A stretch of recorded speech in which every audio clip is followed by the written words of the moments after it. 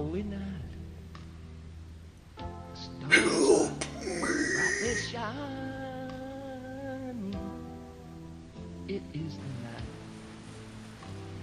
of our dear. I thought I might dress up a little bit because it's Christmas and I don't have a Santa hat. Let's review a video game. 16-bit arcade graphics. You can't do this on Nintendo. Genesis does. 16-bit sports action. You can't do this on Nintendo. Genesis Does. Genesis Does. Genesis Does. Genesis Does. The reason behind me enjoying Sega Mega Drive is a pretty long and dull story and rather uninteresting to tell you guys. But basically, back in the day, I found this big old cardboard box of a Sega Mega Drive console. The console was long gone, but the box itself covered my attention. And now, years later, I decided to play Sega Mega Drive to capture that feeling and see what I missed. And with the help of this wonderful portable device, I'm able to play through 60 different games from the Sega console. Among them is obviously Sonic the Hedgehog, the one I'm going to talk about today, Sega's biggest mascot. And obviously a knockoff of Mario, but what you gonna do? Ah yes, the first Sonic the Hedgehog is the most famous one in the entire collection. It's the one that began everything. The speed is definitely there.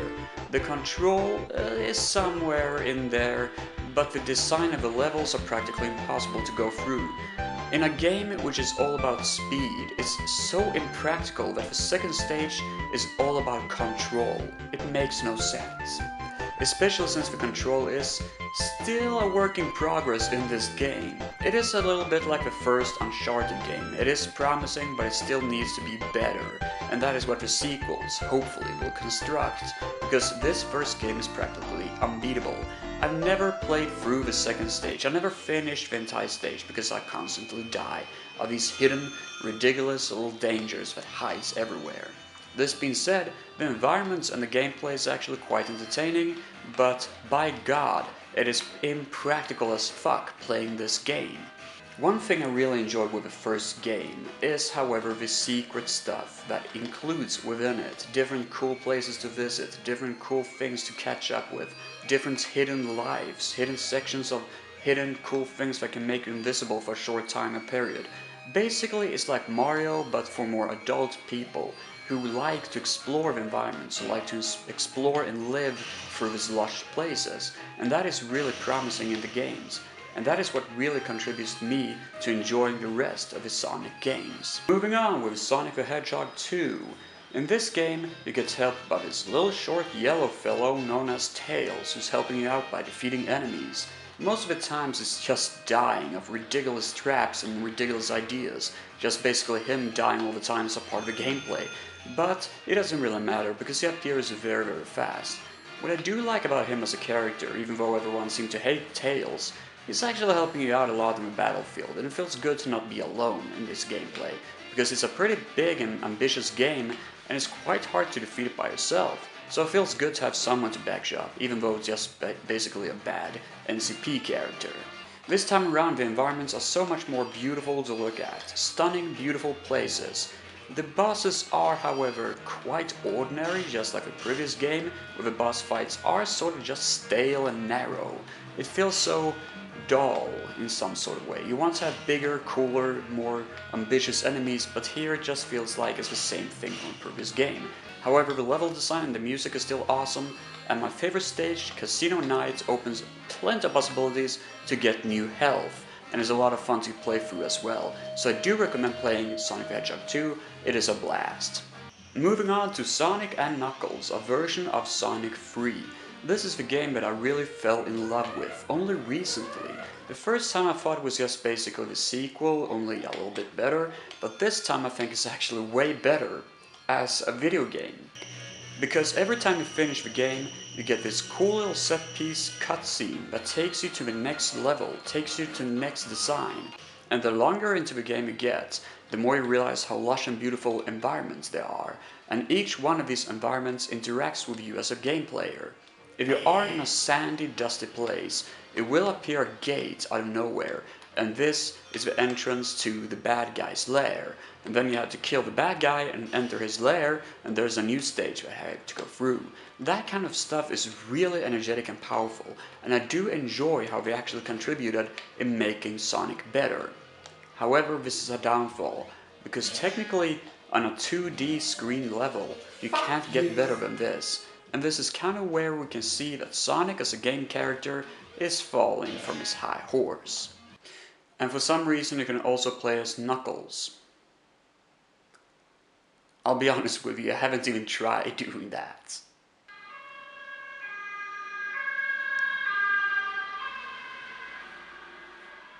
There goes the neighborhood.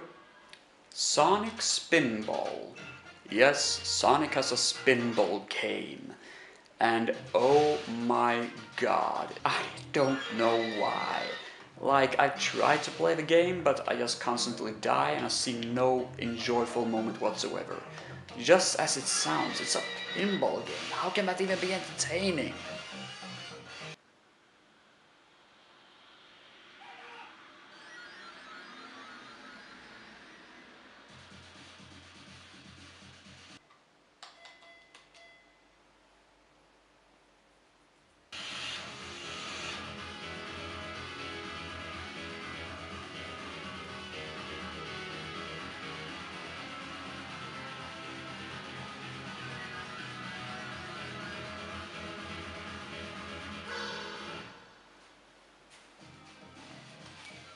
This is Sonic Blast 3D. It looks like an absolute nightmare, and it truly is. You can't control Sonic for fuck's sake. He's just gliding around like on ice, and it's so glossy and ugly to look at. But it's also so freaking entertaining in its hideous directions. It's like the Room of video games. It is so bad that it's fun to play. And it's technically like Sonic Adventures, a game I really want to finish just because how fantastically horrible it is.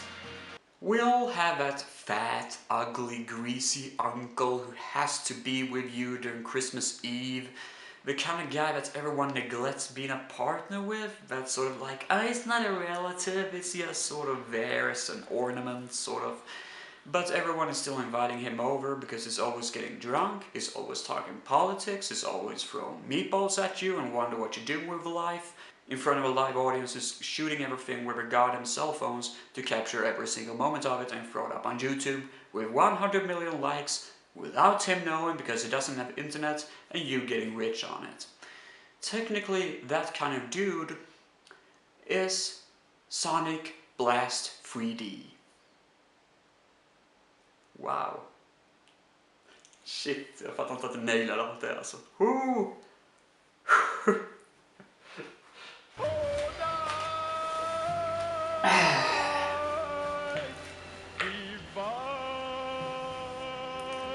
So, Christmas is right around the corner, and yeah, the spirit is up, and life is good, and I don't know what I'm trying to say here. What I'm trying to say is Merry Christmas, and take care of everybody, and what Tommy Wiseau should have said. If everybody loved each other, the world would be a better place to live. I got cramps. I'm sitting on my knee and I definitely have cramps. This is very uncomfortable for me to sit. I don't know where I'm going with this. Merry Christmas. Oh, Jesus.